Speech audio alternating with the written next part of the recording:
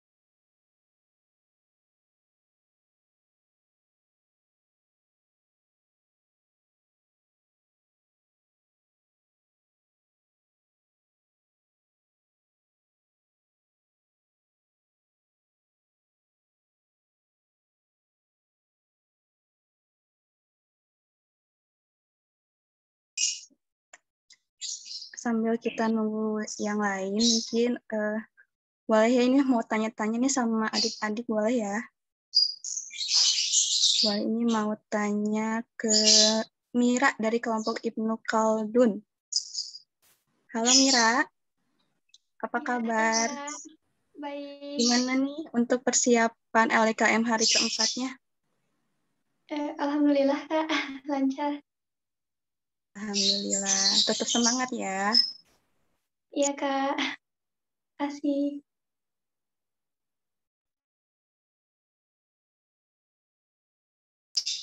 Ada dari kelompok mana lagi ya? Oke, dari kelompok Algo Jelly, Kikin Hidayatullah. Apa kabar Kikin? Alhamdulillah baik Kak, sangat baik. Untuk persiapan hari ini gimana nih? Bismillah aja, semoga acaranya lancar sampai selesai. Alhamdulillah, tetap semangat ya untuk adik-adik semuanya. Pasti dong.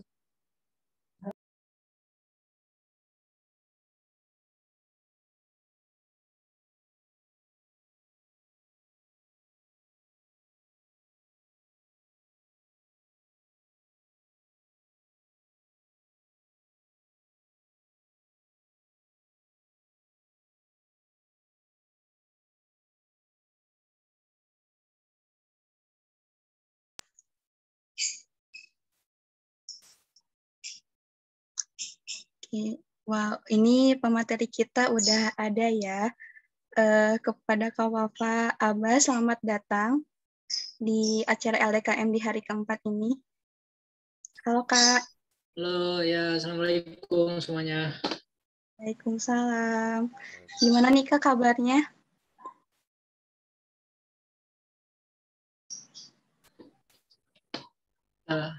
Alhamdulillah, sehat-sehat. Suara saya jelas ke sana nggak? Jelas Kak. Oke, ya, siap. Alhamdulillah sehat, Teh. Alhamdulillah. Ini Kakak di rumah apa di mana nih Kak? Saya lagi di pesantren, kan saya domisili di pesantren sekarang, di Bandung.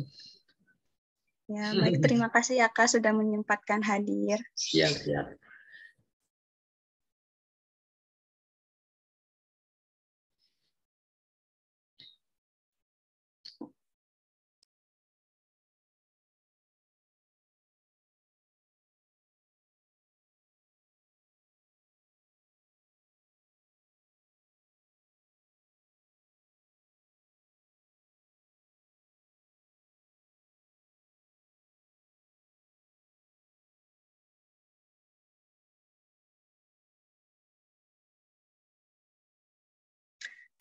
Baik, karena pemateri kita sudah ada, mungkin acaranya dia diwajibkan untuk on cam terlebih dahulu.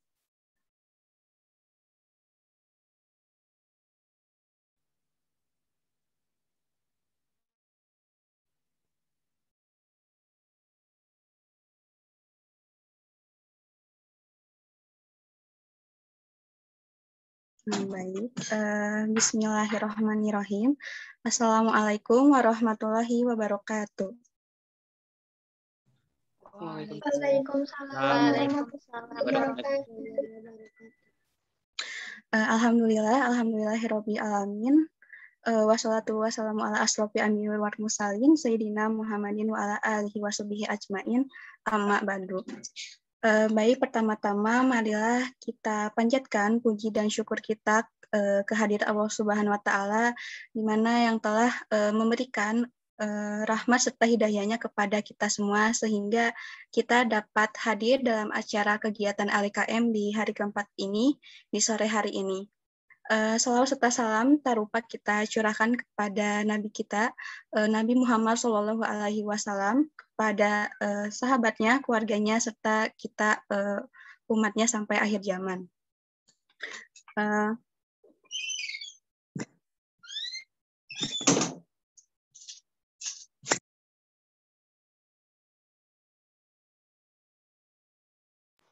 Baik, mohon maaf teman-teman, ada sedikit kendala. Oke, tanpa berlama-lama mungkin kita buka acara pada hari ini dengan membaca basmalah bersama-sama. Bismillahirrahmanirrahim. Sebelumnya selamat sore buat teman-teman semua. Apa kabarnya nih hari keempat? Baik, Kak. Alhamdulillah, Kak. Alhamdulillah baik. Alhamdulillah. Ya, ini hari keempatnya tetap semangat ya. Semangat banget, Harus Kak. dong. Wah, Kak. Kalau semangat kita tagline lagi boleh? Oke, kita coba ya. Kalau saya bilang LDKM 2021, teman-teman jawab langkah awal pemimpin muda berintegritas. Siap? Siap. Siap. Kita coba ya. LDKM 2021 Langkah awal berintegritas. Oke, kurang semangat. Kita coba sekali lagi ya. LDKM 2021 Langkah awal Pemimpin muda berintegritas. Tangan buat kita semua. Oke. Tanpa berlama-lama kita langsung aja ada pematerian nih dari Kak Wafa Abbas ya Kak ya, dengan materinya tentang pergerakan sebagai mahasiswa syariah.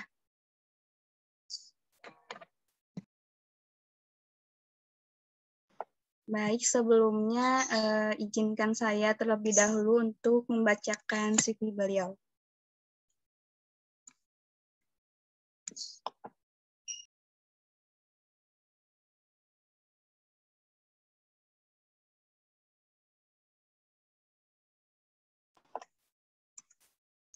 Baik, profil beliau adalah nama lengkap, bernama Wafa Abdullah Fakih Abbas, lahir di Lumajang pada tanggal 29 Oktober tahun 1999, anak kedua dari 3 bersaudara.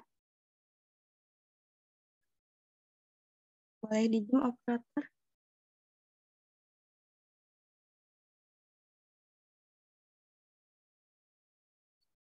Oke. Beliau anak kedua dari 3 bersaudara, menyukai hal-hal baru dan menantang, hobi membaca buku, menulis, jalan-jalan ke tempat baru, dan tertarik dengan segala hal yang bersentuhan dengan teknologi dan data. Nah, saat ini beliau sedang menyibukkan diri pada bidang dakwah ekonomi dan keuangan syariah, dan beliau pun bercita-cita menjadi seorang praktis dalam bidang data scientist. Moto hidup beliau, just do your best, let Allah to the best, to the rest. Nah, untuk pendidikan beliau, pendidikannya di UIN Sunan Gunung Jati, Bandung pada tahun 2018 sampai sekarang. Untuk pengalaman organisasinya,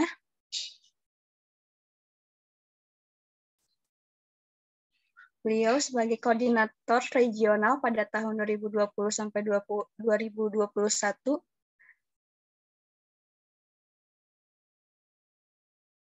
Kemudian studi bidang keilmuan 2019 sampai 2020. Dan Forum Studi Ekonomi Islam, beliau sebagai Staff Education and Research 2020 sampai 2021 dan Staff Education and Research pada 2019 sampai 2020. Jadi banyak sekali pengalaman organisasi beliau dan ada experience-nya, yaitu teman-teman boleh lihat juga ya bahwa beliau banyak sekali pengalaman berorganisasinya dan kegiatannya gitu. Baik, tanpa berlama-lama kita sambut Kak Wafa Abbas. Untuk waktu dan tempat kami persilahkan. Halo, cek. Oke. Bismillahirrahmanirrahim. Assalamualaikum warahmatullahi wabarakatuh. Waalaikumsalam warahmatullahi wabarakatuh. Alhamdulillahirabbil alamin. Saya buka dulu ya. Bismillah, alhamdulillah, wassalatu wassalamu ala rasulillah wa ala alihi wasahbihi wa mawala, la hawla wa la quwata illa billah, ma ba'du. Pertama-tama, alhamdulillah, puji syukur kehadirat Allah Subhanahu wa Ta'ala, karena pada sore hari ini jarang-jarang ya kegiatan mahasiswa sore ya. Biasanya saya itu kalau nggak pagi malam. Jadi ini pengalaman baru ke sekarang sore. Jadi alhamdulillah ya kita masih diberikan kesehatan dan kesempatan sehingga kita masih bisa berkumpul walaupun dalam forum virtual, tapi insya Allah tidak mengurangi esensi dari niat kita berkumpul di sini. Kita Nabi Muhammad SAW beserta seluruh sahabat dan keluarga beliau. Amin ya rabbal alamin. Sebelumnya teman-teman, di sini saya ingin perkenalkan lagi ya, nama saya tadi panjang ya kalau di CV Wafa Abdullah Faki Abbas, tapi teman-teman cukup panggil Kang Wafa Abbas saja ya, Kang Wafa Abbas. Dan saya aslinya bukan Jawa Barat ya teman-teman, saya Jawa Timur. Di sini ada orang Jawa Timur nggak? Ada orang Jawa Timur nggak? Ada orang Jawa? Kalau ada yang Jawa Timur bisa ya konfirmasi di chat ya, karena saudara sedaerah biasanya bisa lebih cepat akrabnya gitu ya. Alhamdulillah ya, saya diundang sama panitia kegiatan LDKM Ekonomi Syariah untuk mengisi materi terkait dengan gerakan mahasiswa ekonomi syariah. Jadi di sini ini semuanya mahasiswa baru ya, berarti ya Teh Silmi. Iya, Kak. Mahasiswa baru, oke. Mahasiswa baru angkatan 2020, berarti sekarang semester 1 ya? Insya Allah. Ntar lagi insya Allah akan segera offline ya teman-teman, semoga aja ya. Teman-teman yang belum ke Bandung berarti nanti segera ke Bandung. Ke Sumedang ya? Kampusnya di Sumedang ya? Kampusnya ada di Jatinangor, Kak. Ya, Jatinangor. Oh ya, sudah Jatinangor.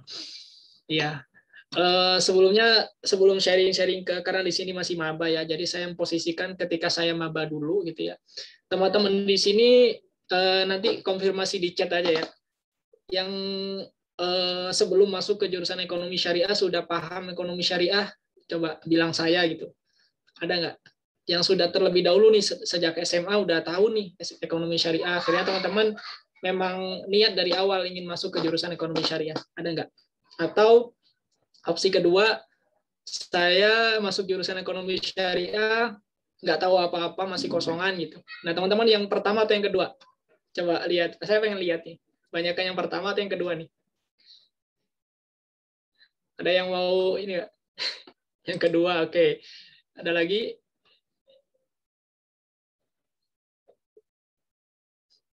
Kebanyakan yang pertama atau yang kedua nih kategorinya? Oke, banyaknya kedua ya. Oke, berarti teman-teman nggak beda jauh sama saya ya.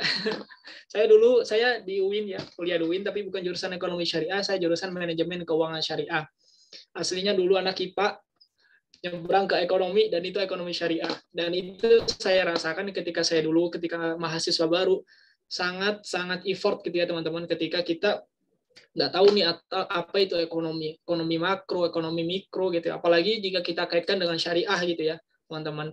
Ini effortnya lebih-lebih daripada mahasiswa yang sudah terlebih dahulu kenal dengan apa itu ekonomi. Adaptasinya ke ekonomi syariah lebih mudah. Kita adaptasi ke ekonomi, kemudian kita belajar lagi ekonomi syariah berkaitan dengan hukumnya, hukum Islamnya tersendiri, kemudian teori-teori ekonomi sendiri lagi, beda lagi gitu.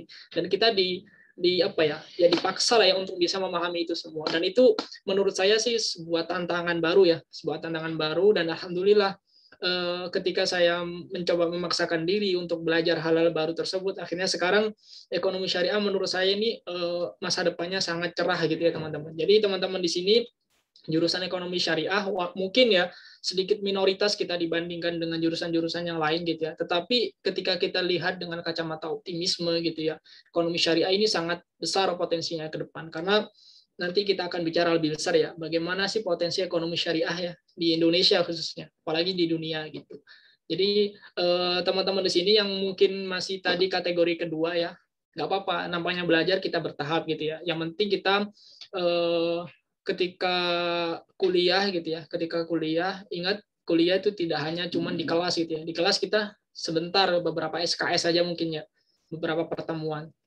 Di luar itu teman-teman diusahakan bisa lebih aktif di kegiatan-kegiatan kemahasiswaan. Apalagi itu kegiatan semacam kajian, diskusi yang berkaitan dengan ekonomi syariah. Itu kemungkinan besar akan membantu teman-teman ketika nanti menempuh mata kuliah gitu. Dan saya rasakan sendiri gitu. Kebanyakan apa yang saya tahu itu nggak terlalu banyak dari dosen. Biasanya saya mengambil ilmu dari dosen itu terkait dengan teori-teori yang mungkin nggak ada yang kita diskusikan. Selebihnya kita bisa lebih banyak dapat itu dari diskusi.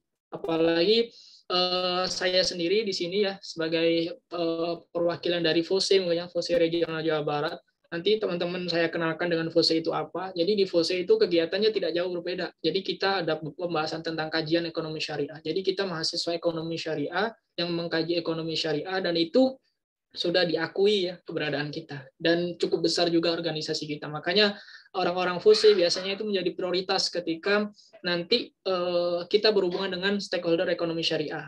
Nah ini sebenarnya sebelumnya saya ingin tahu deh, menurut teman-teman, sektor ekonomi syariah itu apa aja?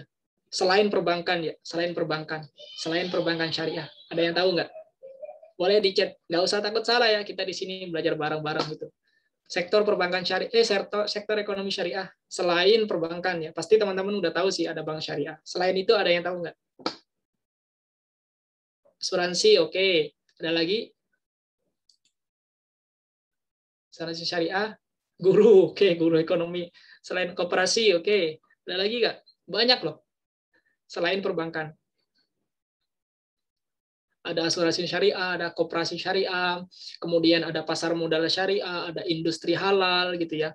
Ada fashion muslimah dan lain sebagainya. Teman-teman, itu adalah skup ekonomi syariah. Jadi salah kalau misalkan ada stigma dari masyarakat atau dari teman-teman yang beda jurusan dengan kita bahwa ekonomi syariah itu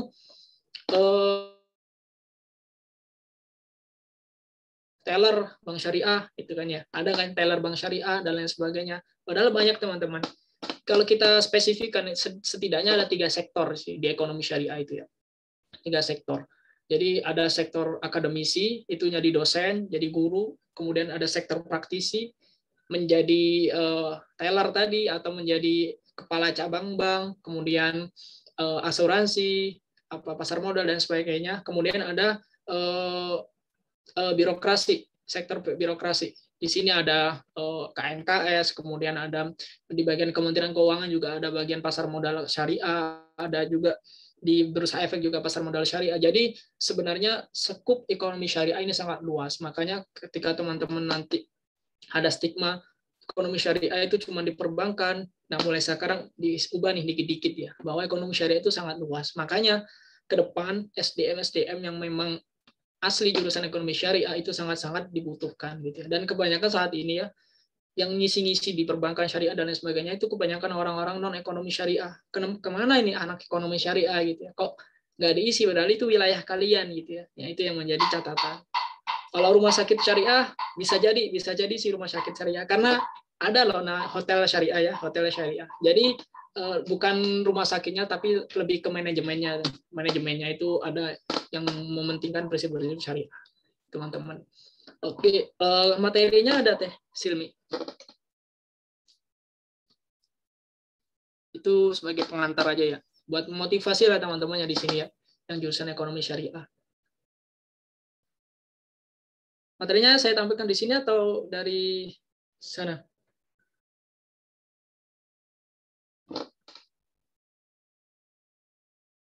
Dari sini gimana? Nah, gimana untuk operator, apa bisa ditampilkan untuk materinya? Udah dikasihkan ya sama Teh Putri ya? Iya. Ya itu nanti sambil nunggu materi ya.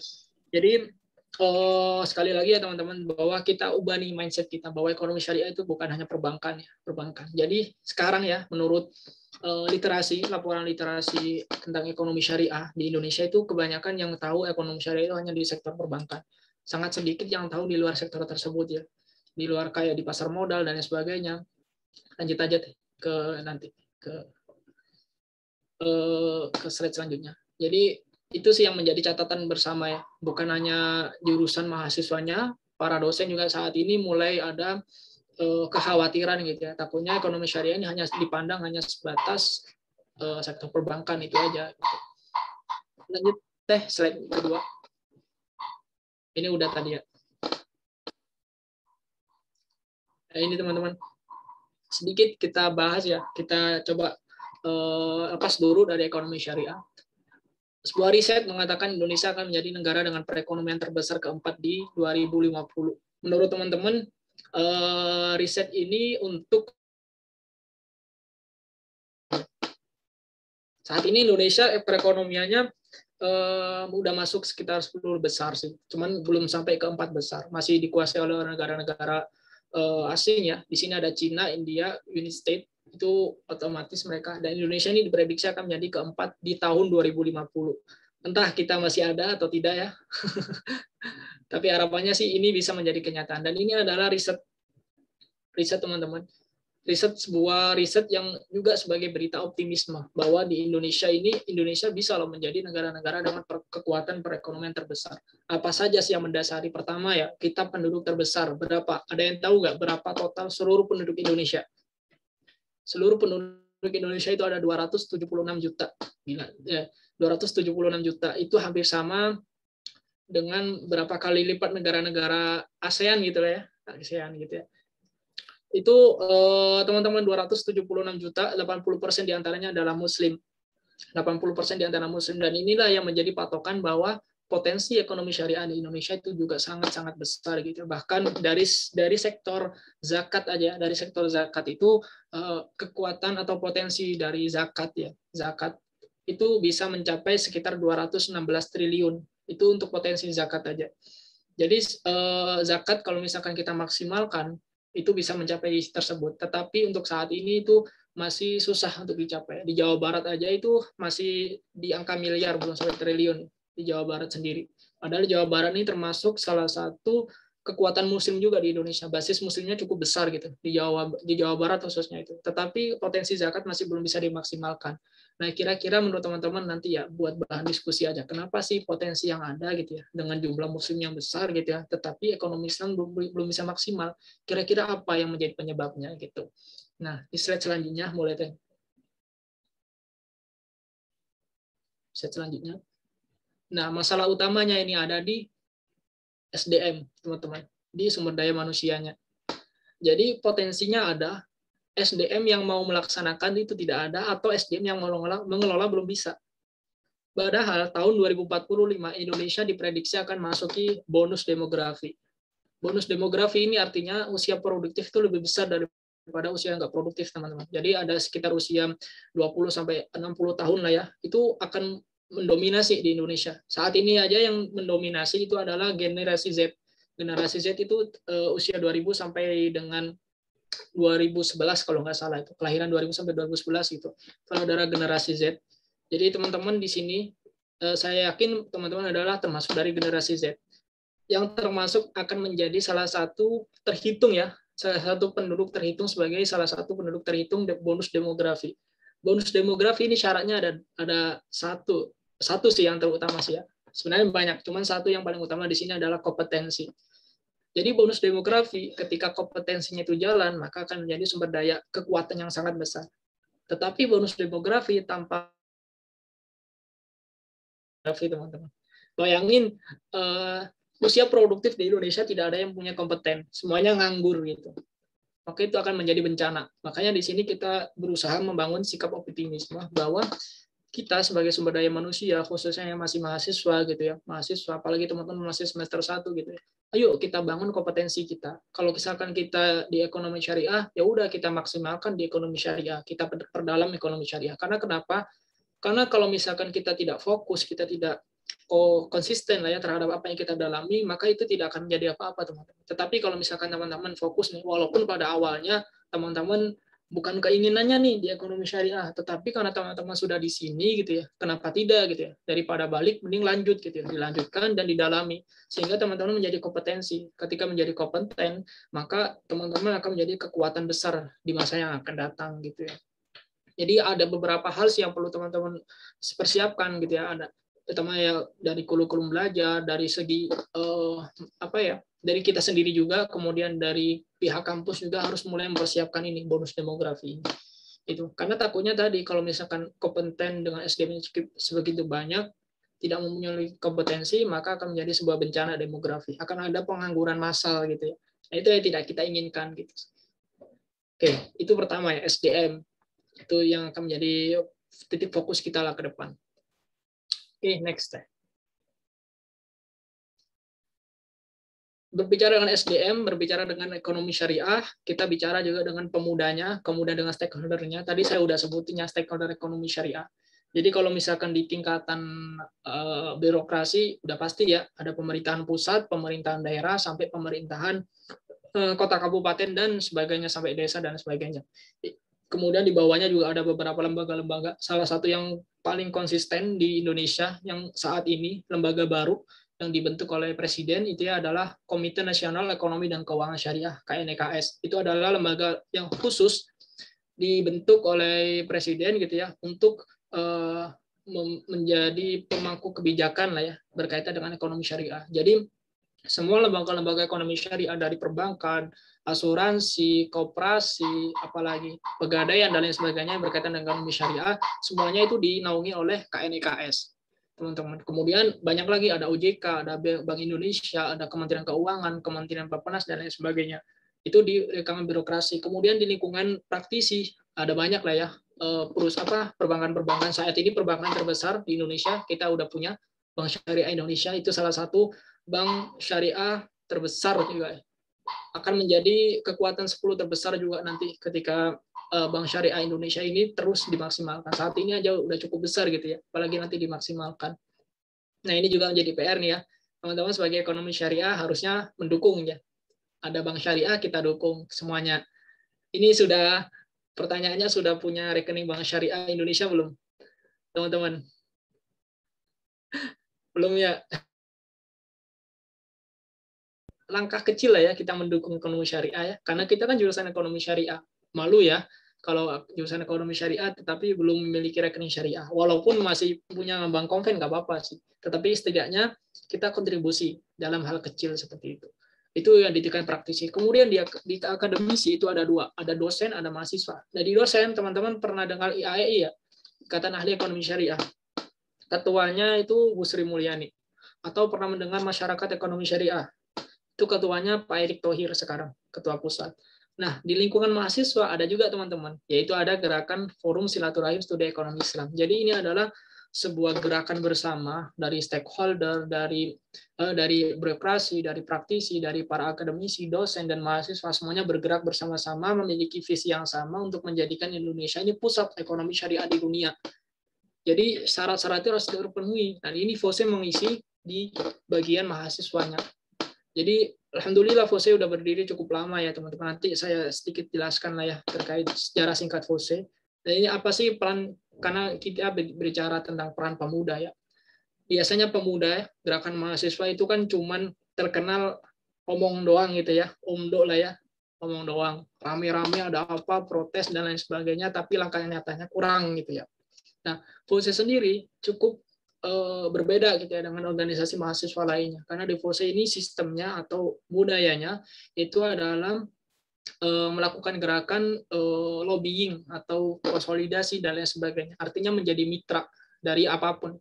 Bukan berarti jadi mitra itu kita dimanfaatkan, tidak, tetapi kita mencoba pendekatannya itu sebagai mitra. Kita itu mitra para praktisi, mitra birokrasi dan lain sebagainya. Akhirnya apa? FOSE pernah ditunjuk sebagai pembuka perdagangan saham. Kemudian FOSE pernah menjadi narasumber ketika debat Pilpres tahun kemarin, juga menjadi salah satu narasumber atau menjadi panelis lah ya. Kemudian FOSE juga pernah mendapatkan penghargaan dari Menteri Bappenas RI sebagai organisasi milenial pertama yang berkontribusi besar terhadap ekonomi syariah. Itu sebuah apa ya, menurut saya sebuah langkah nyata sebagai mahasiswa. Itu sebuah pencapaian yang sangat besar untuk ukuran mahasiswa gitu ya. Tinggal nanti ke depan nih teman-teman semua ya, sebagai penerus ya mahasiswa ekonomi syariah, apa nih gagasan teman-teman. Dan ketika teman-teman punya gagasan, itu tidak serta-merta kita sampaikan kepada orang yang di atas kita lah ya, para stakeholder. Tapi ada cara-caranya teman-teman.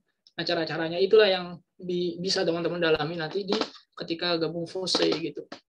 Oke, next aja. Ini apa ya? Ada gerakan wakaf juga. Teman-teman di sini ada yang pernah wakaf? Wakaf. Kalau zakat, infak, sodakoh pasti pernah semua ya. Kalau wakaf ada yang pernah pengalaman wakaf nggak? Ayo, cung tangan. Pernah? Oke. Yang pernah siapa? Kang Rizky aja sini ketuanya ya, ketua himpunannya ya. Boleh. Kang Rizky boleh cerita nggak wakafnya itu kapan dan wakafnya seperti apa, Kang? Kalau misalkan saya wakaf itu waktu dulu sekolah di pesantren ya, Kang. Iya. Di pesantren itu kalau misalkan wakaf, kita bayar wakaf terus dikasih sertifikat wakaf gitu, Kang. Berarti wakaf ini wakaf barang atau wakaf uang, Kang? Wakaf uang. Wakaf uang. Nih teman-teman, mungkin dulu ketika kita ngaji ya, entah itu di pesantren atau di musola-musola gitu ya, wakaf itu identik dengan tanah kuburan, ya nggak sih, teman-teman ya? Itu kuburan wakaf gitu, kuburan wakaf atau tanah wakaf gitu ya. Tapi nggak ada yang diajarin terkait dengan wakaf uang, kemudian wakaf saham, wakaf obligasi, itu ada loh teman-teman. Itu ada gitu ya. Jadi wakaf itu nggak sesempit tanah kuburan diwakafkan gitu ya, enggak gitu ya. Tetapi ada istilah juga wakaf produktif gitu ya. Wakaf produktif. Zakat juga ada istilah zakat produktif. Itu sih ya. Ini saya mancing-mancing aja ya. Nanti teman-teman kalau misalkan penasaran silakan ditanyakan. Kalau nanti mungkin Kang Rizky ya dibuat diskusi nih berkaitan dengan wakaf produktif, zakat produktif dan sebagainya. Itu yang akan memicu teman-teman untuk lebih senang nih. Wah, ternyata banyak hal baru ya di ekonomi syariah ya. Kalau di ekonomi konven nggak ada tuh wakaf, tuh istilah wakaf itu. Instrumen sosialnya nggak ada. Kalau di Islam banyak, ada instrumen zakat, infak, sodako, wakaf. Kalau di ekonomi konven istilah instrumen sosial itu hanya ada donasi. Udah nggak ada lagi selain donasi gitu ya. Nggak ada, kalau ya sedekah ya donasi, zakat menurut mereka istilahnya donasi gitu. Jadi semuanya adalah donasi atau pemberian lah, hibah, itu mungkin pemberian hibah. Di Islam juga ada pemberian hibah itu ya. Itu. Jadi ekonomi syariah sekali lagi ini teman-teman beruntung lah ya buat teman-teman di sini. Jadi ekonomi syariah masih sangat luas, tapi SDM-nya masih sangat kurang. Tinggal kita perbaiki kompetensi kita gitu ya, kompetensi kita sebagai mahasiswa ekonomi syariah. Supaya apa? Supaya kita tidak kalah gitu ya. Karena ke depan kalau misalkan 2040 Indonesia memasuki usia emas, 2045 Indonesia usia emas, diprediksi Indonesia sudah mulai masuk nih ke sebagai pusat industri halal dunia. Bayangin industri halal dunia itu wah cukup besar gitu. Ada gerakan wakaf data. Nah, ini ada istilah baru lagi. Sebelumnya wakaf data. Jadi kita survei nyari data, kita wakafkan. Itu termasuk pahala wakaf juga. Ada istilah wakaf data, mungkin teman-teman baru tahu.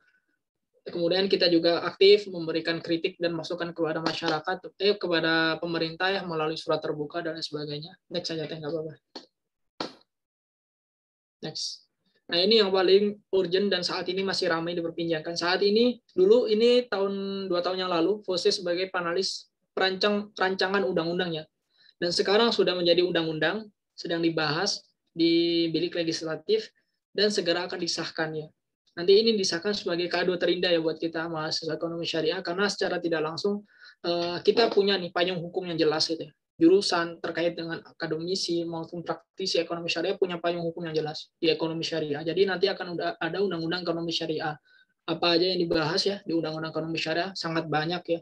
Sangat banyak. Saya sempat membaca rancangannya aja itu cukup tebal gitu ya. Apalagi nanti undang-undangnya itu ya. Pasti ada banyak penambahan. Dan itu alhamdulillah Jose diajak untuk ikut kontribusi. Jadi kita di kalangan mahasiswa, ya walaupun bukan kita langsung ya, tetapi perwakilan dari kita, kalangan mahasiswa juga, diajak untuk diskusi, membahas bareng berkaitan dengan rancangan ekonomi syariah ini. Supaya apa? Supaya aspirasi itu bisa tersampaikan gitu. Dan kita tunggu aja sih nanti sih, realisasi dari undang-undang ini apakah sesuai dengan apa yang kita bahas atau tidak, itu nanti kita sebagai bahan evaluasi lah ya buat kita bersama. Terus kemudian ini karya-karya Jose lah ya, bisa teman-teman searching juga sendiri nanti di Instagram Jose. Oke, itu berkaitan dengan Jose ya. Oke, saya next aja dulu. Oke, next aja teh. Oke, sampai di sini ada yang mau ditanyakan nggak terkait dengan yang saya sampaikan tadi? Stop di sini. Yang berkaitan dengan potensi ekonomi syariah tadi, atau istilah-istilah yang saya sebutkan tadi, ada yang menurut teman-teman menarik nih dibahas, Kang? Boleh dibahas saja. Jadi saya nggak terpaku dengan PPT di sini ya, karena saya tahu teman-teman di sini masih mahasiswa baru ya.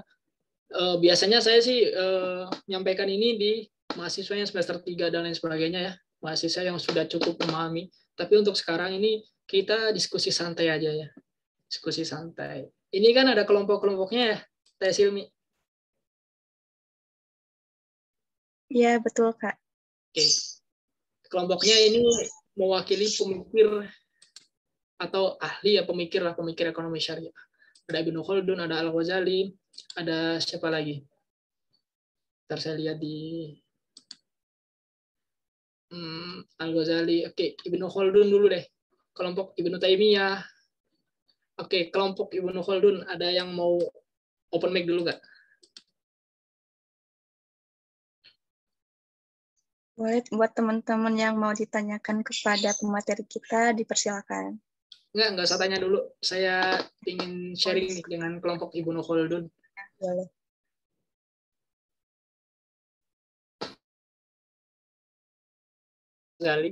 Teman-teman ada yang tahu nggak nama kelompok teman-teman ini? Beliau ahli ekonomi syariah ya pasti ya. Diambil dari tokoh-tokoh ekonomi syariah. Ada nggak salah satu pemikiran yang pernah teman-teman baca? Oke, belum ya. Ya nanti itu di semester pertama akan ada pelajaran pemikiran ekonomi syariah. Jadi Ibnu Khaldun ini hampir sama lah setingkat dengan siapa kalau di konvensional itu ya. Teori-teori inilah ya, ekonomi konvensional, saya lupa lagi itu namanya. Ya yang menurut teman-teman kenal di Islam juga banyak ahli-ahli ekonomi gitu ya. Bahkan udah ada yang membahas terkait dengan hukum pasar, hukum permintaan dan penawaran versi Islam gitu ya. Itu ada semuanya teman-teman. Jadi sangat disayangkan teman-teman nanti ketika nama kelompoknya dipakai, teman-teman belum kenal beliau siapa ya. Nanti ini kenal aja. Karena gini teman-teman, ada sebuah pepatah yang di layar ini, berusahalah menjadi batu bata terbaik dalam bangunan peradaban umat. Jadi umat Islam ya, khususnya kita umat Islam, tapi kita tidak menutup kemungkinan untuk umat yang lain gitu ya. Kita anggaplah umat atau sebuah bangsa gitu ya, sebuah bangsa sebagai bangsa dan negara gitu ya. Berusahalah untuk menjadi batu bata terbaik gitu ya.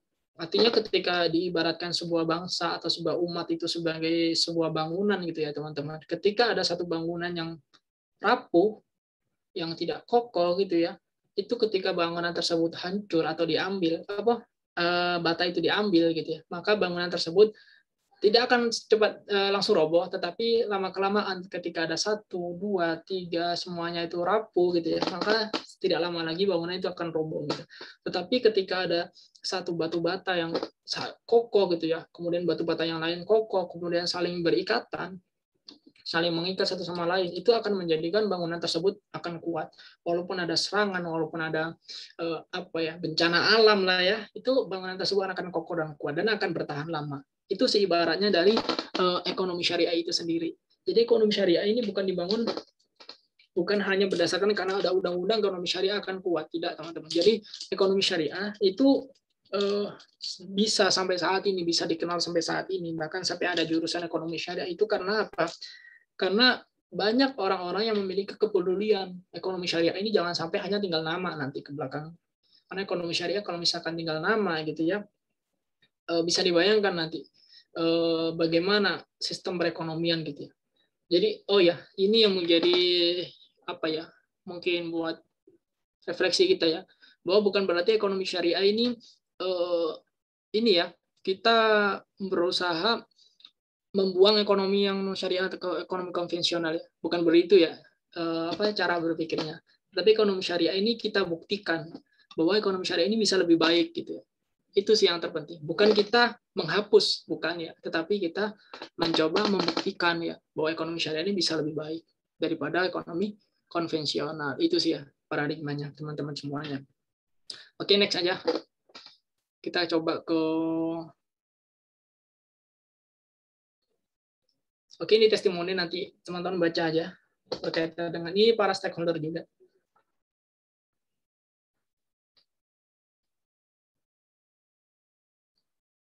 Lanjut aja teh ke slide selanjutnya. Oke, terus.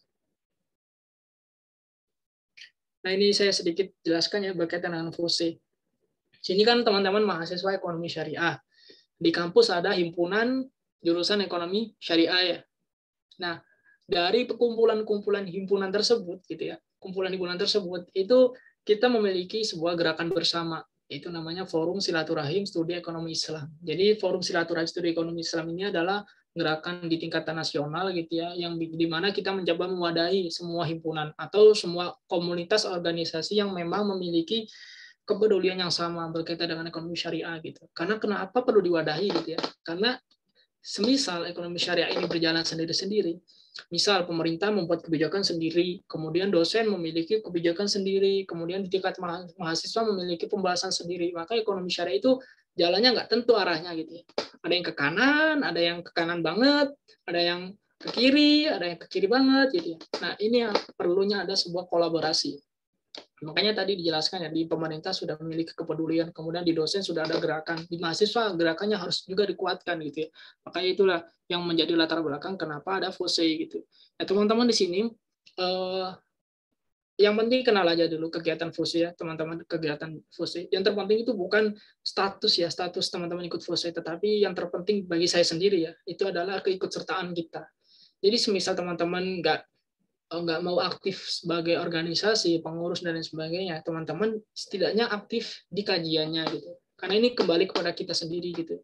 Ya tadi kembali lagi, kalau kita semisal sudah terjun lah ya, sudah terjun di ekonomi syariah, kenapa tidak gitu ya, kita jadikan diri kita ahlinya di sana gitu. Itu sih yang berkaitan dengan FUSE lah ya. Nanti teman-teman kalau misalkan ada yang ditanyakan silakan bertanya terkait FUSE. Oke, next saja.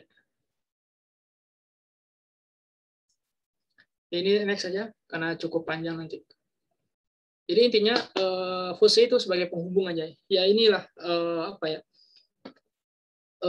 setidaknya diagramnya ya. Kalau misalkan kita sebut himpunan tuh sebagai penamaan bersama itu adalah KSE, Kelompok Studi Ekonomi Islam. Nah di sini Kang Rizky Ajis ini salah satu ketua KSE gitu ya. Ketua KSE kalau kita nyebutnya. Kalau di teman-teman mungkin ketua himpunan ya. Jadi itu tidak jauh berbeda. Karena kenapa kita seragamkan penyebutannya supaya lebih mudah aja gitu ya. Tetapi untuk penamanya bisa beda-beda gitu ya. Nah, hubungan KSE dengan FUSE atau hubungan himpunan dengan FUSE itu kita sebagai wadah tadi, sebagai wadah. Artinya kita tidak mencoba untuk mengatur apa itu himpunan, tetapi kita memfasilitasi. Ketika himpunan itu mempunyai kegiatan, maka kegiatannya kita kita siarkan barang-barang supaya mahasiswa di kampus lain tahu. Atau misalkan FUSE punya kegiatan, maka kita ajak supaya kegiatan itu lebih semarak, lebih serentak gitu. Karena saat ini bukan saatnya kita bersaing, bukan saatnya kita saling mengalahkan, tetapi saat ini di di zaman industri 4.0 gitu ya, itu zaman kolaborasi. Siapa yang tidak kolaborasi, dia yang tertinggal gitu ya. Tetapi siapa yang dia aktif berkolaborasi gitu ya, maka dia akan bisa lompat gitu ya. Dari 1 ke 3, dari 3 ke 6, bukan 1, 2, 3, 4, 5, 6, tapi dari 1 ke 3 lompat terus kelasnya gitu ya. Termasuk organisasi gitu. Jadi organisasi, walaupun di sini mungkin organisasi yang baru atau apa gitu ya.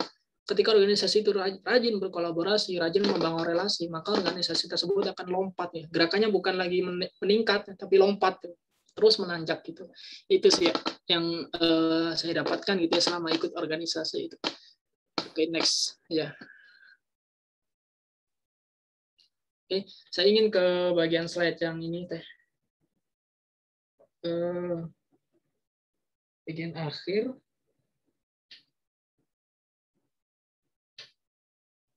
Tadi saya ingin coba supaya teman-teman ini. Yang di bagian kegiatan FUSI teh, yang di bagian akhir. Setelah 28. Karena waktunya sedikit lagi ya. Oke. Sini. Tadi kan saya bicara banyak berkaitan dengan FUSI ya, ekonomi syariah dan sebagainya. Terus kemudian bicara wujud nyata. Buktinya mana Kang gitu? Buktinya mana wujud nyata gitu? Apakah cuma omong doang atau ada buktinya nggak gitu? Jadi di FUSI gitu ya, atau di mahasiswa ekonomi syariah, karena kita bicara gerakan mahasiswa ekonomi syariah. Karena kalau mahasiswa cuma bicara aja gitu ya, kurang lengkap rasanya tanpa aksi nyata gitu ya. Itu kan semangat mahasiswa ya. Apalagi di sini mahasiswa baru ya, semangatnya masih menggebu-gebu gitu ya. Kalau saya kan semangatnya udah pengen lulus gitu ya. Pengen segera lulus, lanjut S2 atau lanjut kerja gitu. Karena teman-teman kan masih semangat untuk terus menguasai ilmu yang sedang teman-teman dalami saat ini. Slide selanjutnya, slide sebelumnya teh, ini langsung aja. Enggak apa-apa ini deh. Jadi di teman-teman di FUSI itu ada beberapa kegiatan yang sebagai salah satu bentuk aksi nyata kita ya untuk kontribusi di ekonomi syariah. Ada kampanye nasional. Kampanye nasional kemarin itu kita kolaborasi dengan Bursa Efek Indonesia. Kita membuka massal ya. Rangkaiannya itu kita mengadakan pasar modal syariah. Jadi kita membuka sekian banyak akun investor dan teman-teman FUSI mendapat penghargaan sebagai investor milenial terbanyak gitu ya selama 1 tahun ini. Teman-teman di sini mungkin udah apa dengar ya terkait dengan investor trading. Sekarang kan udah zamannya nih trading ya. Tiduran dapat duit gitu kan kalau di iklan-iklan nih. Tapi tidak sesederhana itu ya teman-teman. Jadi investasi itu ya apalagi investasi syariah ya. Sebagainya itu cukup luas teman-teman. Cukup luas ya. Jadi teman-teman silakan yang suka investasi gitu ya, dalamin. Jadi nanti jadi ahli investasi. Kemudian yang memiliki memiliki kemampuan di bagian penelitiannya, dalami di penelitian ekonomi syariah karena itu masih sangat banyak. Atau teman-teman yang memiliki keahlian di bidang fashion gitu ya, teman-teman silakan inisiatif fashion muslimah. Wah, sekarang fashion muslimah itu cukup aneh-aneh ya. Saya sendiri lihat, saya punya adik perempuan dan kakak perempuan itu hampir 1 bulan sekali itu beli online ya, baju online ya. Ada kerungnya model gini, model apa, baju model gini, model apa gitu ya. Itu setiap bulan kayaknya berkembang gitu ya, fashion muslimah itu ya. Dan saya cukup kagum juga dengan desainer-desainer muslimah itu. Artinya apa? Peluang itu salah satu bentuk sektor ekonomi Islam juga ya teman-teman. Fashion muslimah itu kalau misalkan dimaksimalkan bisa menjadi pusat industri. Bayangin kalau misalkan semua negara-negara Islam, negara-negara atau umat muslim seluruh dunia, semua standarnya baju muslimahnya ikut ke Indonesia. Wah, bisa dibayangin nggak teman-teman? Teman-teman jualan baju muslimah yang beli orang Amerika, orang Inggris dan lain sebagainya itu. Wah, itu akan menjadi sektor ekonomi yang cukup besar gitu. Itu di muslimah aja. Kemudian di film, sekarang film yang berkaitan dengan konten-konten Islami cukup banyak juga, cukup banyak dinikmati gitu ya. Cukup banyak dinikmati. Kemudian lagu-lagu dan lain sebagainya. Itu termasuk sektor-sektor ekonomi Islam juga, itu teman-teman. Itu ada di sektor bagian ekonomi kreatif. Ekonomi kreatif di bagian Kemenparekraf itu di sana juga berkolaborasi dengan KNEKS mengadakan industri halal gitu ya. Industri halal. Di sana dibahas roadmap industri halal ke depan itu mau seperti apa. Jadi industri halal itu banyak skupnya. Ada di bagian tadi fashion, makanan, film dan lain sebagainya itu cukup banyak. Apalagi kalau bicara makanan ya, makanan halal di Indonesia ini, wah cukup banyak gitulah. Itu akan menjadi potensi besar juga di masa depan gitu. Kemudian ada kegiatan temu ilmiah ini bagi yang suka-suka karya tulis, biasanya yang suka-suka lomba. Di sini Forsip biasanya ada kegiatan temu ilmiah. Di sini kita coba nih kita bandingkan, kita kenal dengan para kader ekonomi syariah di jurusan-jurusan lain, di kampus-kampus lain gitu ya. Kita bicara terkait dengan ekonomi. Kita diskusi, kita mengkaji bareng-bareng, kemudian kita FGD, diskusi, kemudian ada seminar juga dan lain sebagainya. Di situ kita fokus untuk mensyiarkan. Tujuannya satu sih, mensyiarkan. Yang penting kita kenal dulu lah, masyarakat kenal dulu ekonomi syariah. Setelah itu baru kita ajarkan nilai-nilainya gitu. Banyak lagi teman-teman. Ini mungkin hanya satu dari sebagian kecil sih ya, karena waktunya cukup udah habis ya. Jadi terakhir sih dari saya sih ya. Yang terpenting tadi kita menghadapi bonus demografi ya. Jangan sampai teman-teman sebagai mahasiswa yang nantinya akan mengisi bonus demografi tersebut tidak memiliki kompetensi.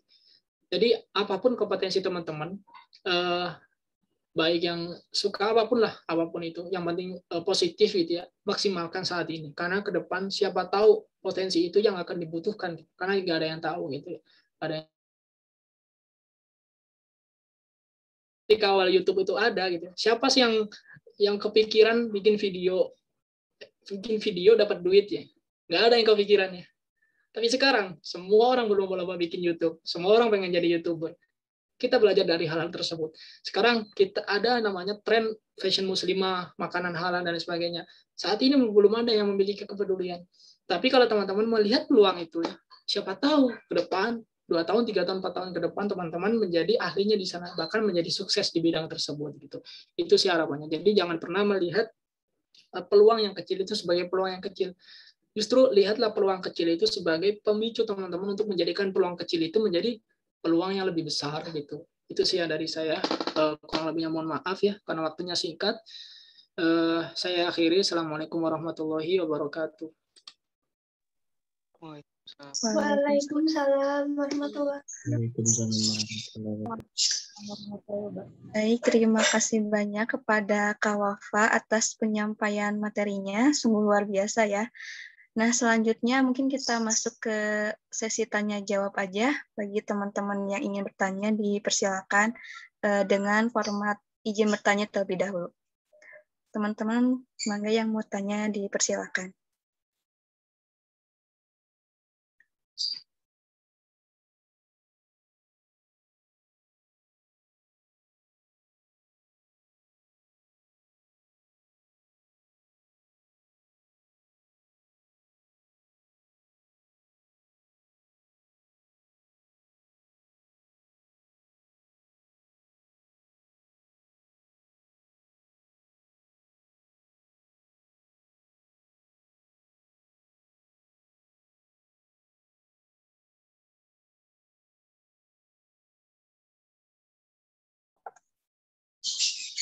Baik, Kak, ini udah ada pertanyaan yang masuk. Assalamualaikum, Kak. Nama saya Kikin Hidayatullah dari kelompok Al-Ghazali. Izin bertanya, mengenai kolaborasi ekonomi, bisakah sistem ekonomi syariah atau Islam berkolaborasi dengan sistem perekonomian non-Islam dan apa contohnya? Terima kasih, Kak. Oke, Kang Kikin ya. Oke, luar biasa nih ya, pertanyaannya. Jadi apakah bisa? Jawabannya bisa. Gitu. Jawabannya bisa, singkatnya bisa. Contohnya apa? Teori-teori ekonomi Islam, teori-teori ekonomi konvensional pada dasarnya sama. Teori ekonomi itu pada dasarnya sama gitu. Teori permintaan dan penawaran. Ketika ada permintaan naik, penawaran turun, gitu ya. Ketika penawaran itu naik, makanya ketika permintaan itu tinggi gitu ya, maka harga akan naik. Ketika penawarannya itu rendah gitu ya, permintaan itu rendah, maka harga akan turun. Semuanya sama gitu. Ekonomi Islam, ekonomi konvensional. Bedanya apa? Bedanya yang mempengaruhi itu apa? Kalau di ekonomi konvensional itu kegiatan menimbun barang, kemudian kegiatan jual beli yang belum selesai itu nggak dilarang. Tapi di Islam dilarang gitu. Karena apa? Karena hal tersebutlah yang akan misalkan karena harga, misal nih pemerintah mau menaikkan harga BBM, kemudian kita timbun nih, kita beli malam ini. Karena itu kan sama ya, ketika harga BBM ada isu harga BBM mau naik gitu ya, maka secara tidak langsung masyarakat akan berlomba-lomba beli, sedangkan stoknya tetap gitu ya, maka otomatis harga BBM akan naik gitu ya. Tetapi karena kita memiliki perilaku yang buruk gitu ya, akhirnya kita timbun. Nah, perilaku menimbun barang itu kalau di ekonomi non konvensional gitu, itu nggak ada istilah dosa ya teman-teman. Tapi kalau di ekonomi Islam itu jelas dilarang gitu ya. Jadi faktor-faktor yang mempengaruhi gerakan pasar itulah yang menjadi fokus ekonomi syariah itu sendiri gitu ya. Termasuk di ekonomi konvensional, ekonomi syariah itu ada kegiatan jual beli, kemudian ada kegiatan kredit, atau kalau di Islam namanya pembiayaan. Pembiayaan sama kredit itu kalau secara kasat mata mungkin hampir sama, tetapi sistemnya berbeda gitu teman-teman. Teman-teman kalau di kredit, di ekonomi konvensional itu melayani pembiayaan, tetapi dengan imbalan uang, dengan kata lain ada bunga. Kalau di ekonomi syariah sama, ada pembiayaan juga, sistemnya sama, pembiayaan juga. Tetapi sistemnya atau skemanya berbeda. Ada skema mudharabah, ada skema murabahah, skema lain-lain banyak lah ya. Jadi pada dasarnya konsep awal dari ekonomi syariah itu sama gitu, dari ekonomi itu sama gitu. Jadi mau kolaborasi atau tidak kolaborasi, pada dasarnya memang sudah kolaborasi dari awal. Tetapi kolaborasi dalam hal ini asal tidak berkaitan dengan hukum. Jadi kalau kita bicara toleransi ya, kita kolaborasi, kita berikan toleransi dalam misalkan bebas ya, bebas apapun gitu. Tapi asal tidak berkaitan dengan hukum Islam itu sendiri, kemudian berkaitan dengan keimanan lah ya, tauhid dan lain sebagainya itu. Jadi kalau misalkan selama ekonomi itu bisa berjalan selaras dengan hukum Islam, it's okay, nggak apa-apa. Ekonomi tetap bisa jalan gitu ya. Itu sih kalau contohnya realnya lah ya. Kayak Kang Kikin. Apa menjawab nggak Kang Kikin? Iya Kak, terima kasih. Ya siap, sama-sama. Tapi kalau nggak menjawab nggak apa-apa, ditanyakan lagi aja Kang Kikin. Oke, Teh Salma itu. Teh Silmi. Baik, terima kasih banyak Kak atas jawabannya. Untuk pertanyaan kedua. Oke. Assalamualaikum Kak, izin bertanya, bagaimana cara memaksimalkan zakat yang ada di Indonesia dan apa perbedaan wakaf dan donasi? Oke ya, zakat di Indonesia tadi potensinya triliunan ya, realisasinya tidak sampai 10% deh, di bawah 10%, masih jauh. Artinya ada 80% itu kenapa gitu ya? Itu pertanyaan lah biasanya. Jadi zakat di Indonesia itu ada beberapa komponen ya. Ada yang membayar zakat, ada memiliki kelemahan yang menyebabkan potensi Indonesia nggak maksimal. Pertama, dari penerima zakat lah ya, dari penerima zakat. Penerima zakat di Indonesia ini seringkali tidak tepat sasaran. Tidak tepat sasaran, artinya zakat hanya dimanfaatkan, bahkan mungkin teman-teman sering ya, dibagi-bagikan ke lingkungan sekitar. Padahal penerima zakat itu ada ketentuan kan, 8 asnaf itu ya teman-teman. Teman-teman nanti dalami lagi 8 asnaf itu ya. Kemudian dari segi pemberi zakat ini banyak yang tidak bayar zakat. Zakat itu tidak hanya zakat fitrah ya, zakat profesi, zakat mal, itu masuk potensi. Jadi pegawai-pegawai negeri, perusahaan-perusahaan besar itu selain bayar asalkan beliau Islam ya, selain wajib bayar pajak juga wajib bayar zakat karena ada ketentuannya itu. Itu teman-teman. Jadi dari segi itu dari segi pemberi zakatnya. Kemudian dari segi pengelola badan zakat atau lembaga amil zakat itu yang di Indonesia itu masih sangat sedikit yang profesional. Jadi zakat hanya dapat didistribusikan. Jadi tidak ada upaya untuk menjadikan zakat itu menjadi lebih produktif gitu ya. Menjadi lebih produktif. Semisal zakat itu kita salurkan ke orang yang memerlukan gitu ya. Misalnya zakat profesi kita salurkan dalam bentuk pemberian modal usaha kepada masyarakat. Maka tahun berikutnya bisa jadi orang yang kita kasih pemberian modal usaha itu tidak lagi menjadi penerima zakat lagi. Mungkin akan menjadi pemberi zakat baru gitu ya. Itu sih upaya-upaya yang harusnya kita tekankan gitu. Jadi zakat tidak hanya penerima zakat selamanya jadi penerima zakat, tapi keberhasilan lembaga zakat itu adalah ketika berhasil mengubah penerima zakat menjadi pemberi zakat gitu. Dan keberhasilan sebagai kita sebagai penerima zakat itu bagaimana caranya kita berikhtiar bekerja keras supaya tidak lagi menjadi penerima zakat gitu sih. Jadi ada beberapa aspek lah ya tadi ya, 3 aspek setidaknya lah itu yang menjadikan Indonesia kurang maksimal. Kembali lagi ke SDM sih, ke SDM pengelolanya, ke SDM penerima, pemberinya itu masih kurang kesadarannya itu. Siapa? Kang Alip. Terima kasih, Pak. Ya. Oke. Baik, terima kasih Kak atas jawabannya. Ini ada pertanyaan lagi. Assalamualaikum Kak, izin bertanya, nama saya Karsidi dari kelompok Ibnu Khaldun. Mau bertanya tentang syarat dan ketentuan wakaf itu apa aja Kak? Makasih Kak. Oh ini saya belum jawab apa perbedaan wakaf dan donasi ya. Perbedaannya jelas di niatnya.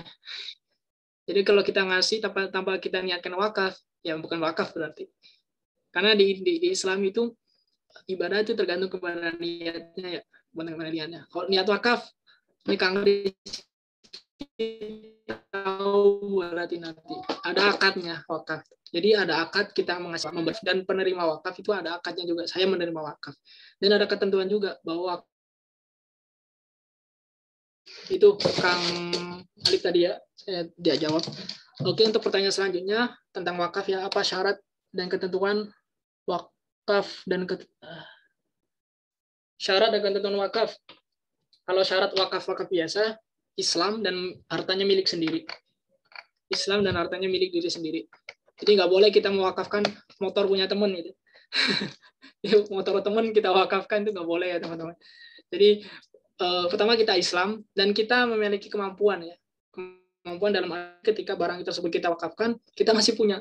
Jadi jangan sampai rumah teman-teman tempat tinggal ya, walaupun punya sendiri, teman-teman wakafkan rumahnya gitu. Kita nggak tinggal di rumah tersebut, kita jadi gelandangan gitu. Itu jangan sampai. Jadi wakaf ini bukan ibadah yang memaksakan, tetapi alangkah baiknya ketika teman-teman memiliki kemampuan maka diwakafkan. Dan wakaf sekali lagi tidak harus harta yang besar, tidak tanah dan lain sebagainya.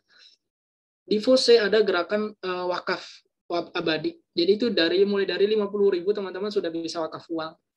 Jadi teman-teman punya nih sertifikat wakaf 50.000. Kalau misalkan itu teman-teman taruh menjadi uang wakaf, kemudian uang 50.000 tersebut disalurkan mungkin menjadi sebuah sekolah gitu ya. Sebuah sekolah 50.000 itu kan lumayan lah ya, nyumbang 1 semen lah ya untuk satu sekolah, 1 karung semen. Itu teman-teman ketika sekolah tersebut dibuat belajar, buat mengaji, buat sholat atau jadi masjid, pahalanya terus ngalir gitu. Enak nih, nanti di akhirat teman-teman tahu-tahu, wah ini pahala dari mana ini? Oh ini dari 50.000 yang dibelikan semen gitu. Di akhirat nanti. Jadi seperti semacam itulah ya. Jadi syarat mudahnya itu, Kang Karsidi. Tapi untuk syarat wakaf itu secara rinci ada sih beberapa persyaratan juga, teman-teman. Tapi kalau misalkan teman-teman ingin wakaf secara sederhana, yang penting teman-teman beragama Islam memiliki kemampuan dan itu milik sendiri, itu oke, nggak apa-apa wakaf gitu. Tinggal nanti teman-teman memiliki pengetahuan, itu sih yang wajib sih. Apapun itu, teman-teman harus punya pengetahuan. Jangan sampai setelah wakaf kapok, merasa terjebak atau apa gitu. Itu yang salah. Jadi apapun yang teman-teman lakukan, usahakan teman-teman memiliki pengetahuan terlebih dahulu. Entah itu wakaf, entah itu investasi, nabung atau lain sebagainya, teman-teman usahakan punya pengetahuan. Jadi jangan sampai nanti menyesal di belakang. Itu Kang Karsidi.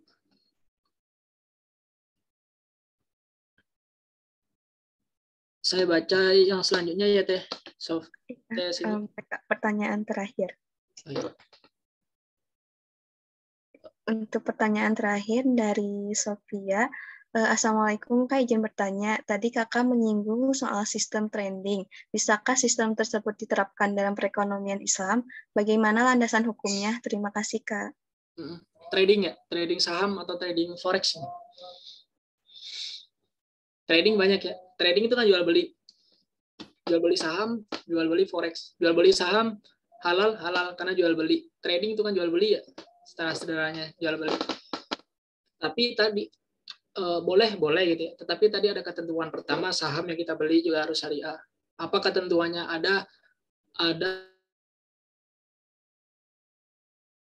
Ada di MUI. Jadi MUI memiliki sebuah tim yang di dalamnya itu ahli-ahli investasi yang menyeleksi apakah perusahaan ini produk-produknya adalah produk halal gitu. Jadi nggak boleh perusahaan bintang misalkan ya, teman-teman tahu perusahaan bintang itu adalah memproduksi minuman keras. Ada sahamnya di bursa efek, ada sahamnya, ada legal. Tetapi ketika kita sebagai investor syariah itu nggak boleh kita beli. Makanya ada namanya kalau teman-teman tahu itu sekuritas. Sekuritas itu adalah tempat kita membuat akun ya, membuat akun. Itu ada sekuritas saham syariah. Jadi kalau kita gabung di sana, kita membuka akun saham syariah, maka secara otomatis saham tersebut nggak akan bisa kita beli. Itu yang pertama ya.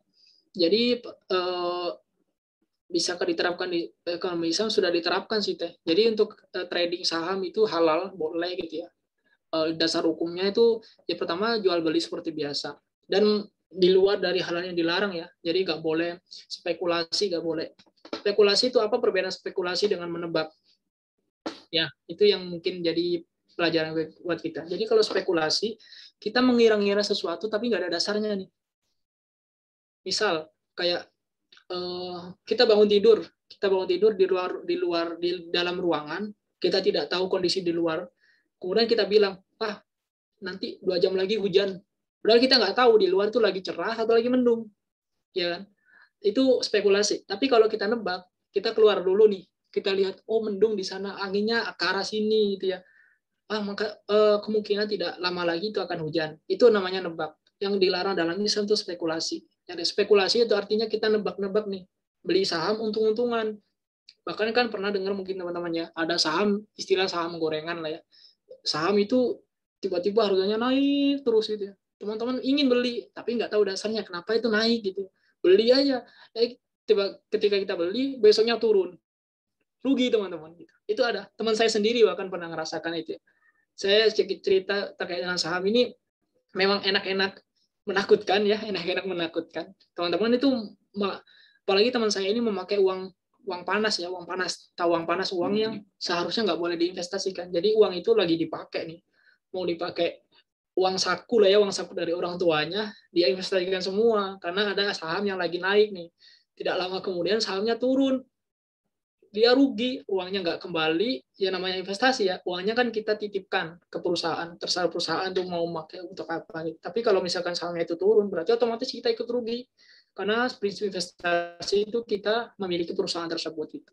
Nah, itu yang teman-teman harus hati-hati sih. Yang penting tadi trading halal asal bukan saham yang haram, kemudian tidak spekulasi, tidak ada praktik maisir, judi, dan lain sebagainya. Yang penting aspek-aspek non-syariah itu nggak ada, insya Allah boleh. Nah, yang paling jadi sorotan tuh biasanya trading forex. Nah, jual beli mata uang, itu halal atau tidak gitu ya. Secara teori,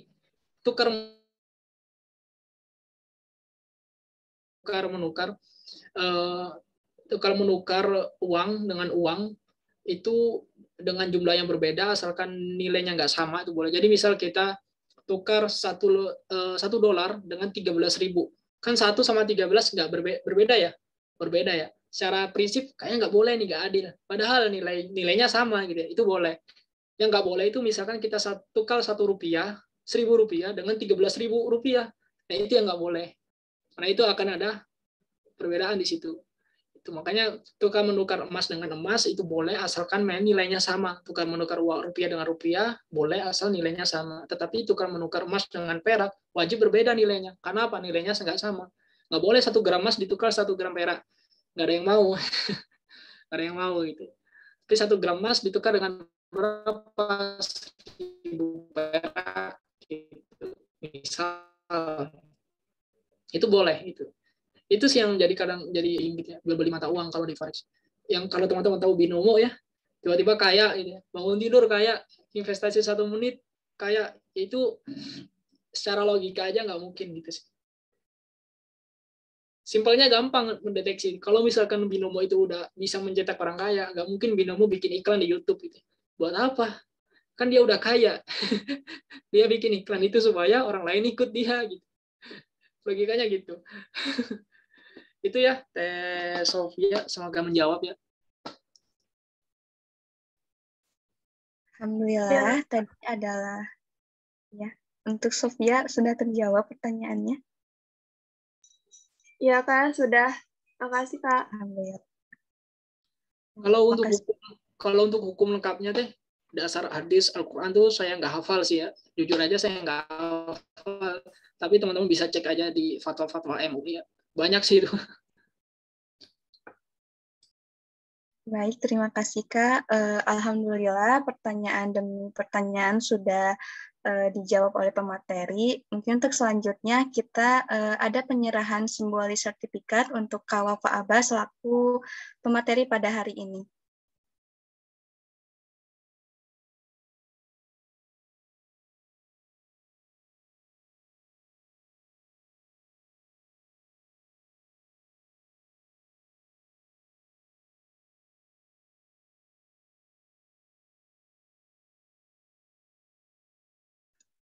Baik, kami berikan sertifikat kepada Kak Wafa Abdullah sebagai pemateri pada hari ini.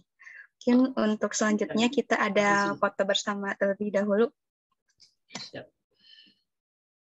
Oke, saya kasih aba-aba ya. 1, 2, 3.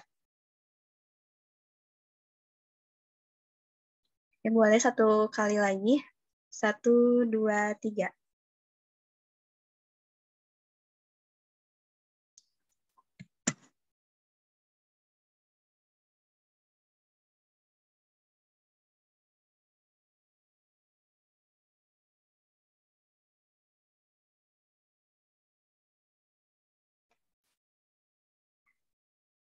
Baik, terima kasih banyak kepada Kak Wafa yang telah menyampaikan materinya dan sangat-sangat menambah pengetahuan ya bagi kita semua. Mungkin untuk Kak Wafa dipersilakan untuk meninggalkan Zoom meeting. Sebelumnya terima kasih banyak Kak.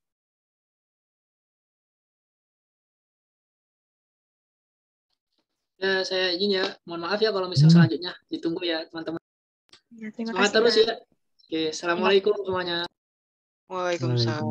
Waalaikumsalam warahmatullahi wabarakatuh. Ya, makasih banyak, Kang.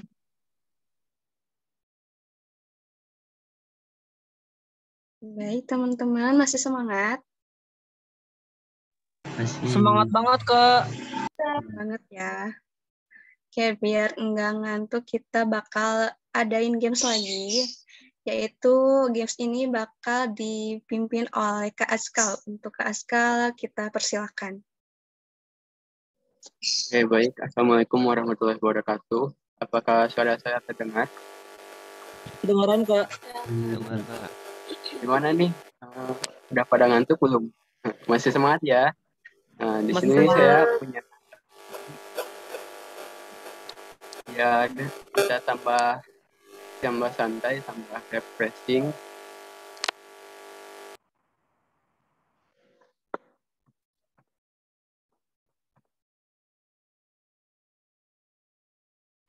Oke, apakah sudah muncul di layar teman-teman? Sudah, Kak. Oke, di sini saya punya satu game, nama gamenya Tebak Kata Tersembunyi. Oke, langsung aja ya kita ke peraturan permainannya.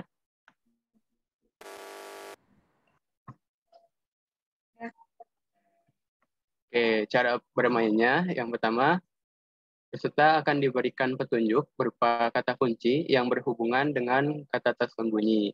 Jadi nanti ada kata tersembunyi yang harus teman-teman jawab, dan nanti ada kata kuncinya yang berhubungan dengan kata tersembunyi. Ngerti ya? Nah, yang kedua, peserta bisa menebak kata tersembunyi melalui kolom chat box Zoom. Jadi teman-teman bisa ikutan game ini dengan mengisi jawabannya di kolom chat box Zoom. Yang ketiga, peserta diberikan waktu 10 detik untuk menebak. Jadi waktunya nanti 10 detik ya per soal. Kak, ada hadiahnya enggak nih? Ada dong, ada hadiahnya ya. Panitia boleh ikutan enggak? Oh boleh, tentunya boleh ya. Semua orang boleh ikutan ya. Oke, kita langsung aja ya tanpa berlama-lama. Oke, kita ke contoh terlebih dahulu. Ini Contohnya clue-nya katanya ninja. Ini kata kuncinya ya. Jawab kata tersembunyinya apa di kolom chat Zoom ya.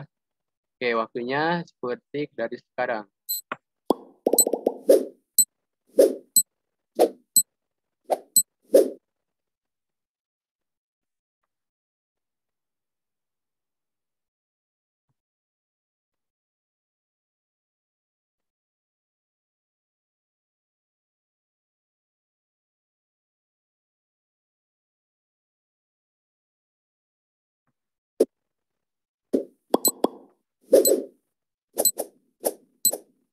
Oh, baru satu. Mana nih yang lainnya? Samurai, dari Kikin Samurai. Mana nih yang lainnya? Belum muncul. Pisau, dari Karsidi pisau. Oke, kita coba lihat jawabannya ya. Oke, dari Kang Ajis, Naruto katanya. Oke, kira-kira apa jawabannya ya?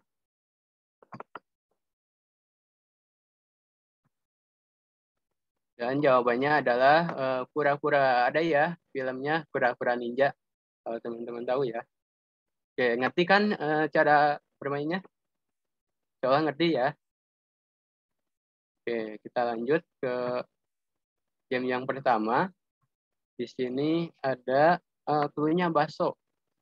Nah, kira-kira apa nih yang berhubungan dengan bakso? Oke, semuanya ikutan ya, semuanya. Oke, 10 detik dari sekarang.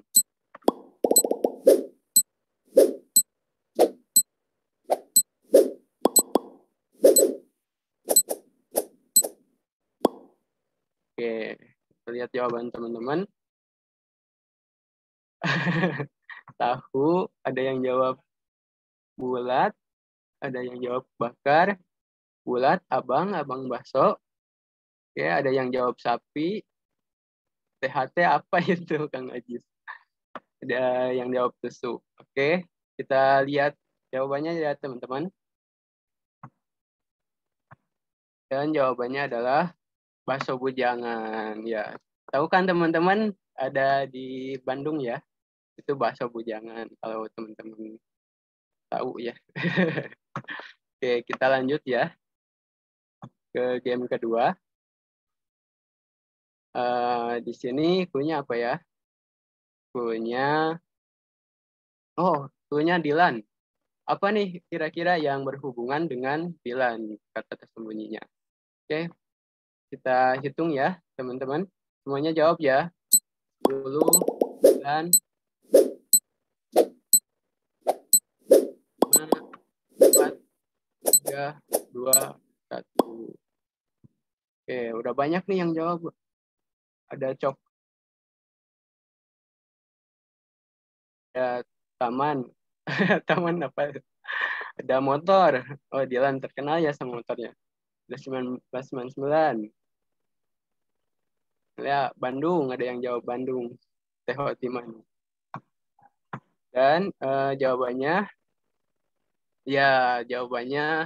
Kota Bandung ya. Dilan syutingnya di Bandung. Teh Timah kok tahu? Oke, kita lanjut ke soal yang berikutnya. Clue-nya Elizabeth. Wah, apa nih yang berhubungan kira-kira dengan Elizabeth? Oke, kita hitung mundur lagi ya, teman-teman. Teman-teman.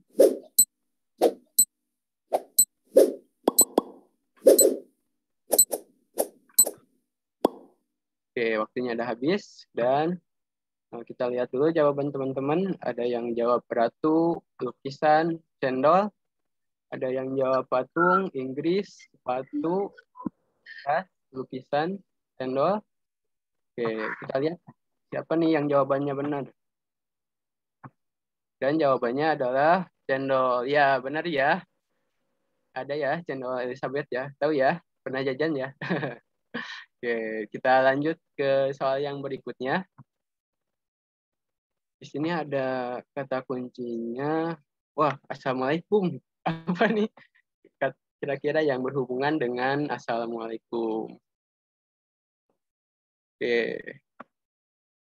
Perempuan, Beijing. Assalamualaikum Beijing. Waktunya. Waktunya belum dinyalain ya teman-teman. Ya 10 detik dari sekarang. Waalaikumsalam. Uhti, Ahi, Kekeset. Apa itu?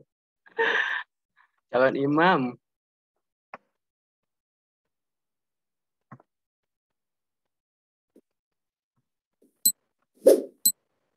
Waktunya berhenti.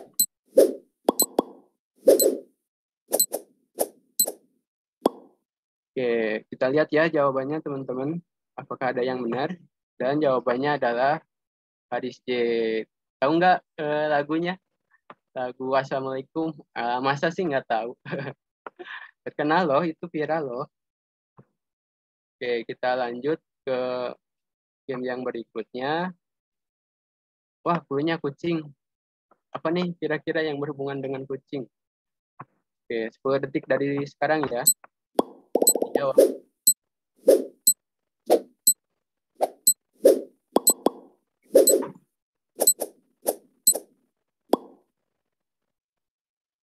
Kita coba lihat jawaban teman-teman. Film. Ada yang jawab film. Doraemon.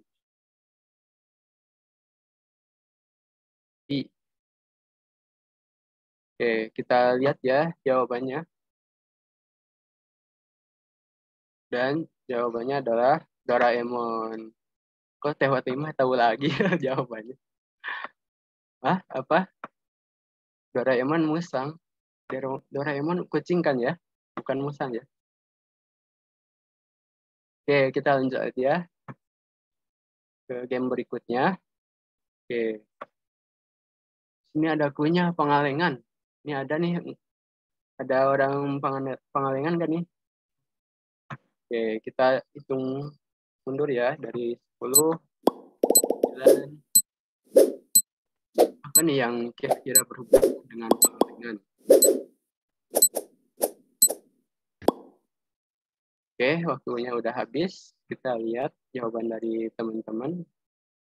Ada yang jawab susu, ada yang jawab teh derani, ada yang jawab yang windu, ada yang jawab tiris, ada yang jawab teh, KPBS, kebun teh, lucu, kebun teh, robot. Ada lagi yang jawab Indomie. Apa tuh hubungannya dengan Indomie? Oke, kita lihat ya jawabannya teman-teman. Dan jawabannya adalah cukul. Ada yang pernah ke sana? Masa sih nggak tahu? Oke, kita lanjut aja ya.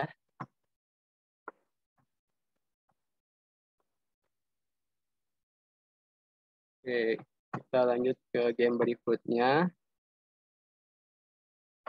Ini cluenya Jatos. Kira-kira teman-teman tahu Jatos kan? Yang di Jatinangor. Kira-kira apa nih yang berhubungan dengan Jatos? Oke, silahkan dijawab teman-teman.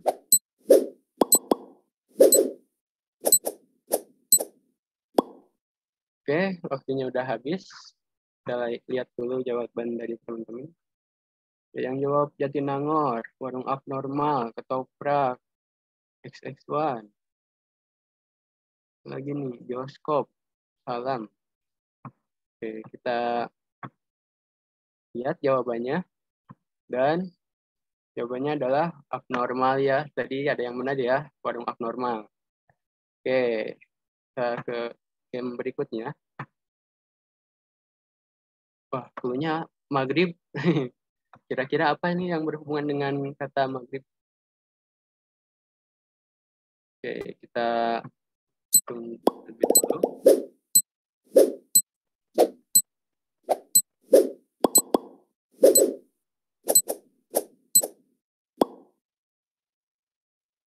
Dan jawabannya adalah ngaji. Ya, itu yang benar.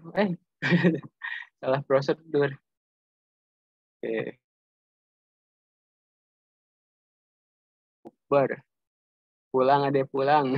Siapa ini? Sholat aja. Dan jawabannya adalah ngaji ya teman-teman. Kita ke soal yang berikutnya. Kita percepat ya karena waktunya juga sudah habis. Cepat. Wah, cluenya hiu nih. Kira-kira apa yang berhubungan dengan hiu? Oke, kita hitung waktunya. Silakan dijawab, teman. Apa nih kira-kira yang berhubungan dengan hiu? Udah pada jawab. Lihat jawaban dari teman-teman. Lagu hiu, temannya paus, film, galodon, riba, maisir. Apa itu? Oke, love you. I love you. Oke, kita lihat jawabannya. Yang benar apa? Dan jawabannya adalah jawabannya sekian. Dan jawabannya adalah tomat ya. Oh, tomat. Oh, itu yang pernah viral ya. Ikan hiu makan tomat. Dan ya, sekian dan terima kasih atas partisipasi dari teman-teman. Kurang lebihnya saya mohon maaf. Semoga teman-teman terhibur. Wabillahi taufiq wal hidayah. Wassalamualaikum warahmatullahi wabarakatuh. Waalaikumsalam warahmatullahi wabarakatuh. Assalamualaikum warahmatullahi wabarakatuh. Baik, terima kasih kepada Kak Azka yang telah mengisi ice speaking kita kali ini. Nah, teman-teman, untuk acara selanjutnya itu ada sedikit pembagian tugas. Nggak apa-apa ya, ada tugas lagi.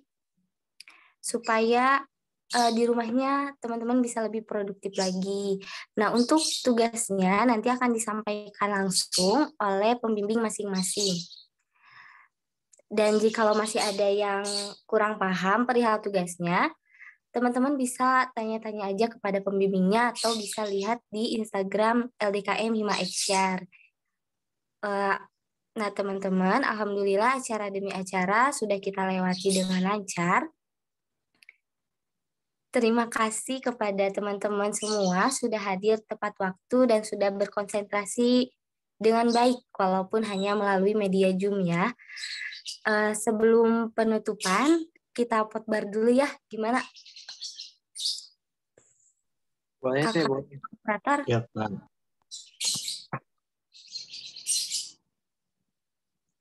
Udah siap?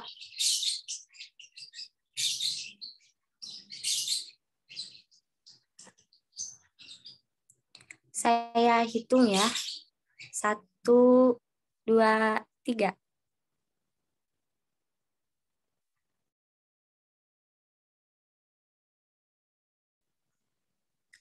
Satu, dua, tiga. Nah, baik. Terima kasih teman-teman yang telah menyempatkan waktunya untuk hadir. Saya selaku pembackup MC yang tadi, mohon maaf bila ada kata-kata yang salah. Terima kasih. Wassalamualaikum warahmatullahi wabarakatuh. Waalaikumsalam warahmatullahi wabarakatuh. Boleh lip ya teman-teman.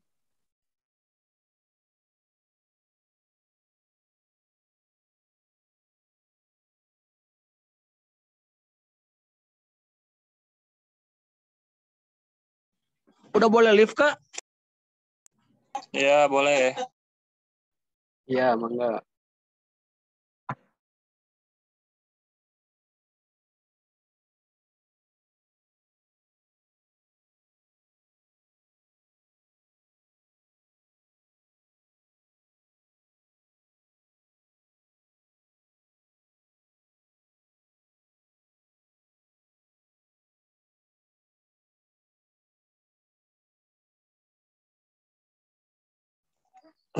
Udah pada keluar ya?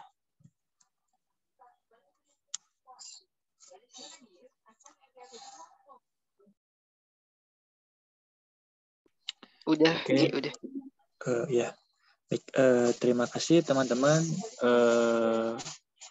udah menyempatkan hadir di acara LDKM hari keempat ini gitu ya. Alhamdulillah acaranya berjalan dengan lancar. Selanjutnya kita akan mengadakan eval bersama BEM dan DPM. Mungkin yang pertama dimulai dari pembimbing dulu evalnya. Kepada Saudari Melva, waktu dan tempat saya persilahkan, atau perwakilannya. Iya, baik. Terima kasih. Assalamualaikum warahmatullahi wabarakatuh. Waalaikumsalam warahmatullahi wabarakatuh. Mungkin eval dari pembimbing yang pertama mengenai kehadiran. Untuk kehadiran, ada maba yang tidak hadir 1 orang dikarenakan beliau sakit. Sakitnya sesak napas sehingga tidak bisa mengikuti Zoom LDKM pada hari ini. Lalu untuk pembimbing 1 orang tidak hadir juga dikarenakan ada acara dadakan yang tidak bisa ditinggalkan. Dan selebihnya semua hadir. Untuk keaktifan, alhamdulillah ada peningkatan, dan untuk pertanyaannya juga pada bagus-bagus. Lalu untuk on-cam juga pada taat on-cam, dan ada peningkatan untuk mentaati peraturan. Lalu untuk dress code juga aman, semuanya pakai dress code yang sudah ditentukan. Mungkin cukup yang sudah cukup.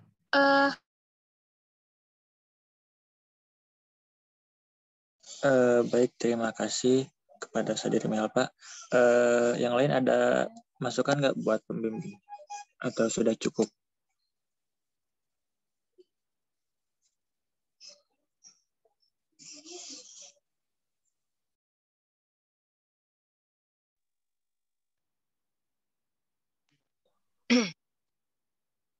Cukup. Oke, baik. Jika cukup, terima kasih buat pembimbing itu ya, udah membantu jalannya acara LDKM ini. Terus lanjut ke perwakilan BEM, waktu dan tempat saya persilakan. Assalamualaikum warahmatullahi wabarakatuh. Waalaikumsalam warahmatullahi wabarakatuh. Waalaikumsalam warahmatullahi wabarakatuh. Sebelumnya mohon maaf izin off cam dikarenakan jaringannya yang kurang stabil. Terus tadi juga di tengah-tengah acara sempat keluar juga karena laptopnya mati. Mungkin evaluasi dari saya sendiri yang saya lihat tadi panitia dan pembimbing masih ada yang off cam. Kemudian di awal dari MC juga tidak mengingatkan apa untuk format nama atau mungkin panitia dan pembimbing harus on cam gitu Kak. Untuk kedepannya mungkin MC lebih aktif lagi untuk mengingatkan. Mungkin dari saya segitu. Assalamualaikum warahmatullahi wabarakatuh. Waalaikumsalam warahmatullahi wabarakatuh. Baik, terima kasih kepada perwakilan BEM atas saran dan masukannya gitu, agar acara LDKM ini kedepannya menjadi lebih baik lagi. Lanjut kepada perwakilan DPM, waktu dan tempat saya persilahkan. Oke, baik, terima kasih. Suara saya kedengeran nggak? Kedengeran, Teh. Oke. Assalamualaikum warahmatullahi wabarakatuh. Waalaikumsalam warahmatullahi wabarakatuh. Oke, sebelumnya saya apresiasi dulu karena yang saya lihat dari awal tadi, acaranya tuh udah berjalan dengan lancar ya. Selamat buat teman-teman Hima Action. Tapi ada catatan beberapa yang saya lihat juga selaras sama apa yang disampaikan dari pihak BEM itu. Saya lihat juga beberapa ada panitia dan juga pembimbing yang masih off cam kayak gitu. Mungkin buat kedepannya, apa ya? Saya juga pengen tahu dulu sebelumnya alasan off cam tuh kenapa ya?